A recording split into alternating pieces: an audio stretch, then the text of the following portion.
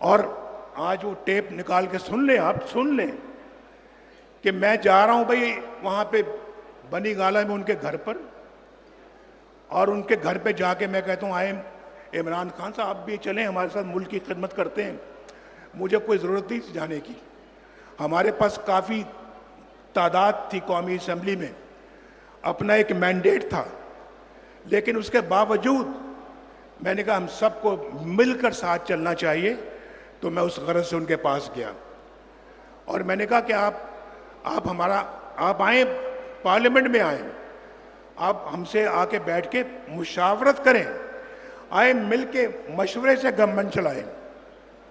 तो उन्होंने, जनाब आपको पता है, उन्होंने मुझे आखिर में कहा अच्छा नवाज शरीफ साहब ये बनीगाला की जो सड़क आती है ना ये बनवा दें आप।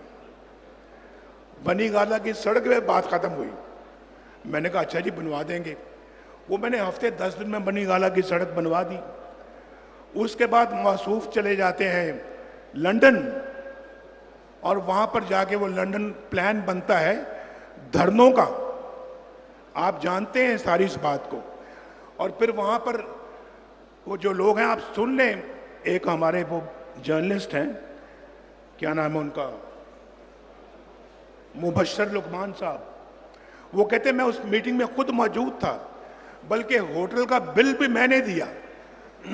जो वहाँ पे वो एक अपना वो जर्नैल साहब थे, एक मौलाना साहब आए थे कनाडा से, और एक अपना इमरान खान थे, फिर चौधरी परवेज लाई थे।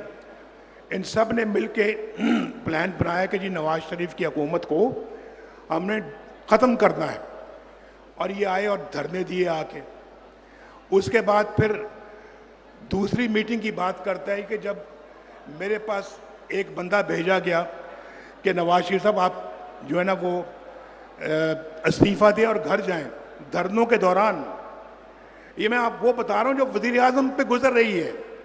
हमारे वज़ीर आज़म इन ऐसी चीज़ों से गुजरे हैं, और मुझे कहा गया कि आप इस्तीफ़ा दें और घर जाएं, वरना आप आप अपना तैयार रहें कि आपके साथ वो सलूक किया जाएगा जिसको आप याद रखेंगे।